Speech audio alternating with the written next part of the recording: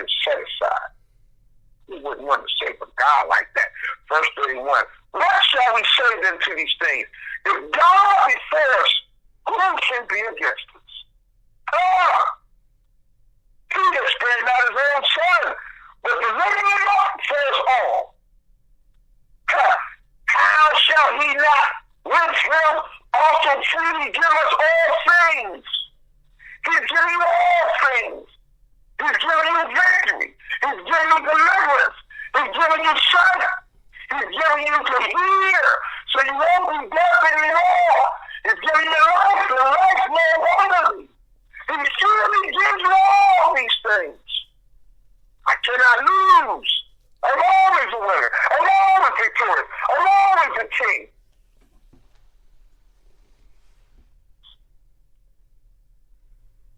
Queen, you're always a queen.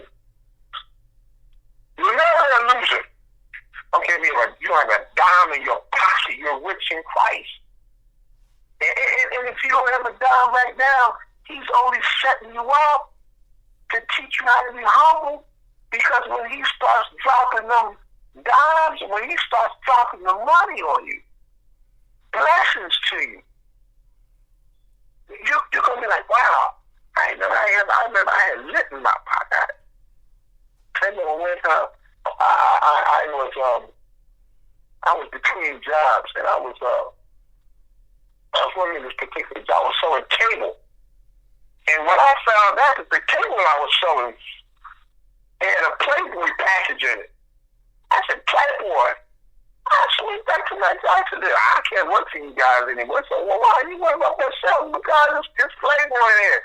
They said, well, I said, no, I got to worry about it. The parents might buy it, the children are in the home. And when the parents are in bed and they're at home, guess who's going to watch it? The kids.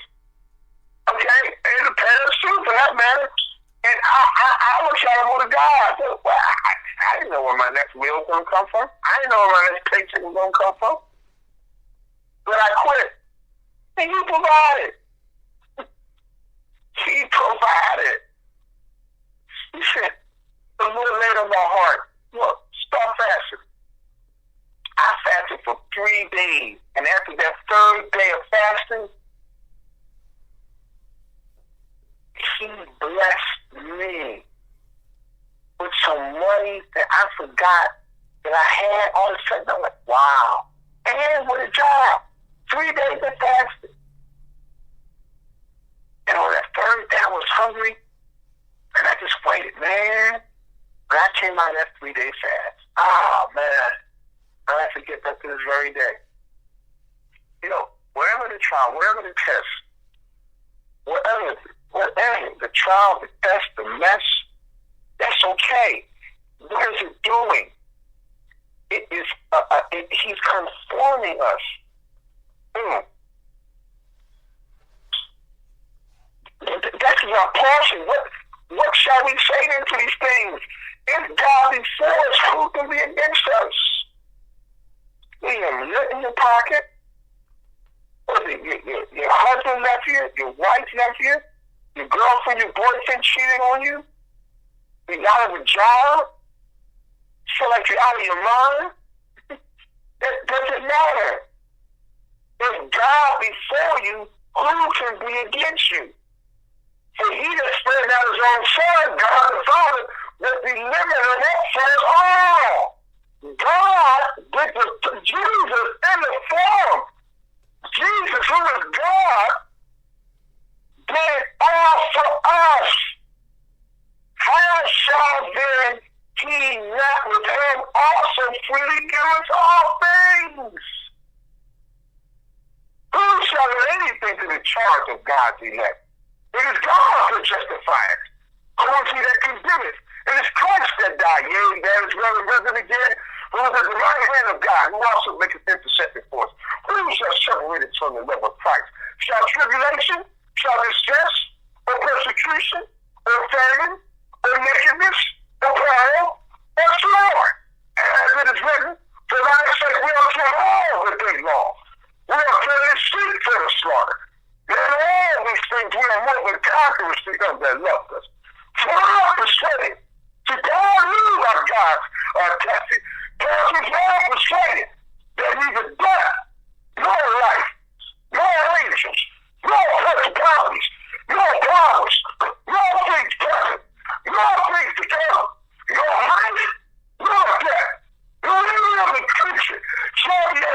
praise. From the love of God. From the love of God. That is in Christ Jesus our Lord. Let me tell you something, saints. It doesn't matter what I'm going through.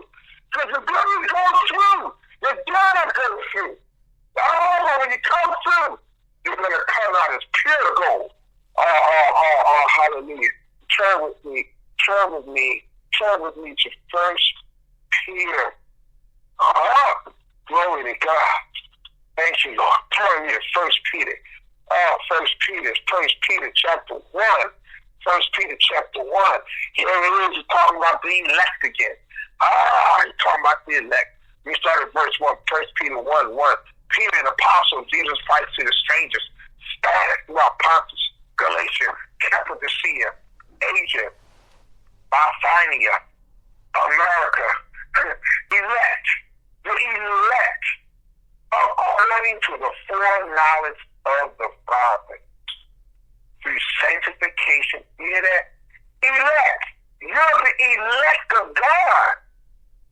To the foreknowledge. 1 Peter 1, 2. The elect, according to the foreknowledge and eternity past. He foreknew you. This is why we love the world. He said, Psalm 138, 1 and 2, we just read it. He said, he has magnified his word. Why do we love the word so much? Why do you love the word? Why are you sitting there listening? Why am I reading this word? Why have I given up everything for this word? Because, saints, you elect of God, you read the word in eternity past. Again, Paul said 164 times. We in Christ, in Him. We were in Christ. We were in Him in eternity past. We were in the womb of Christ before there was a star, before there was the moon, before there was the sun, before there was earth. In eternity past, we were in Christ, in the Word. That's why we love this Word right now. That's why we praise this Word. David said in Psalm 56, praise His Word. That's why we praise the Word. That's why we love the Word. That's why we eat the Word. That's why we breathe the Word. That's why we drink the Word. That's why we praise the Lord. He said, we reign the Lord in eternity past. Oh, glory. Hallelujah. That's why. Because we were in Him. We were in the Word. One day our mother, we were birthed from our mother's womb. But Jeremiah said, before I was in my mother's womb, He knew me. He knew you before you were in your mother's womb.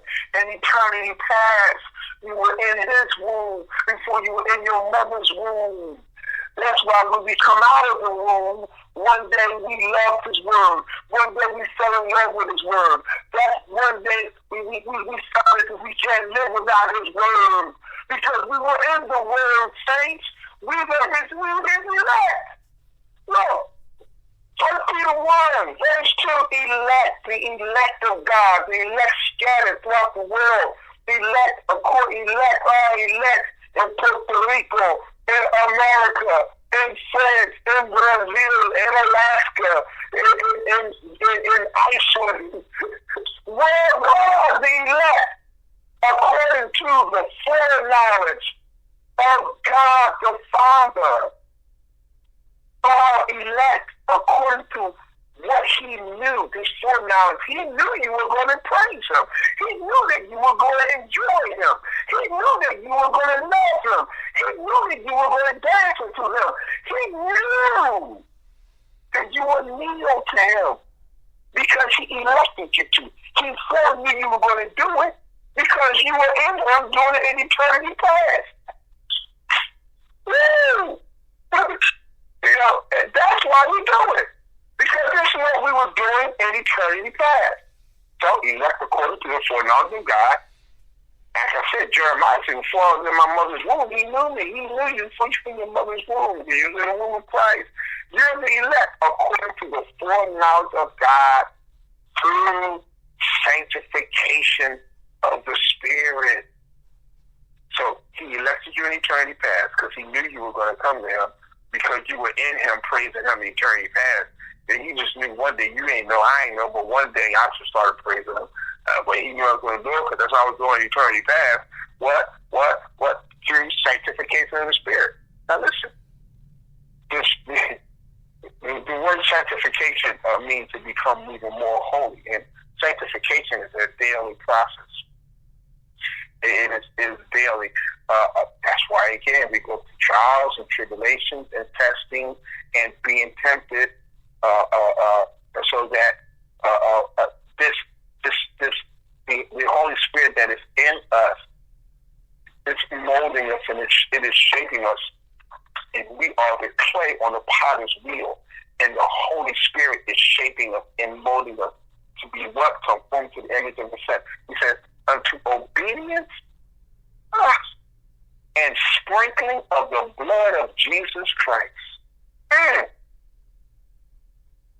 The Holy Spirit, look, he elected us, verse 2, 1 Peter 1:2. He elected us in eternity past by his foreknowledge.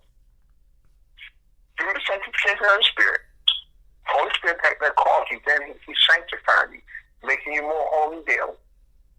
Then unto obedience, becoming more obedient to his word, and sprinkling of the blood of Jesus Christ. Lord have mercy. You know, I thank blood for the sprinkling. I thank God for sprinkling the blood. You know, you get in the shower, you turn the shower on, you take a shower, and you turn the water off, and you know, as soon as you walk out that shower, you're starting to get dirty. I never forget. I was in the Marines, and my buddies used to tell me over in the Philippines. I never went, but they said in the Philippines it's so hot and so humid over there that he said as soon as he stepped out of the shower, we start sweating again. Wow, and that's how that temperature, that climate was. You start sweating, you become dirty all over again. But because of the shower, of the sprinkling of the blood of Jesus, everywhere you go, throughout your day, throughout every day, throughout every week, throughout every month, throughout every year, the day you confess that Jesus is God, the day you confess that his blood is the only way for forgiveness of sin, he has a spiritual shower over your head, sprinkling of blood on you. Wherever you go, you don't have to be like my buddy, step out the shower, start sweating. Wherever you go, you are constantly being sprinkled by his blood, being cleansed and washed day by day, week by week, month by month, year by year, for the rest of your life. And for the rest of eternity, you always will be sprinkled. You always will be made clean. You always will be made fresh by his blood. By the sprinkling of the blood of Christ. And it says, grace unto you and peace be multiplied. No. Then, and in verse 3, it says, blessed be the God and Father of our Lord Jesus, which according to his abundant mercy has begotten us again. God has begotten us again. In other words, I'm born again. Unto a lively hope by the resurrection of Jesus from the dead. See, I know, Paul said, if there's no resurrection, all men are most miserable. It's because of the resurrection of Jesus that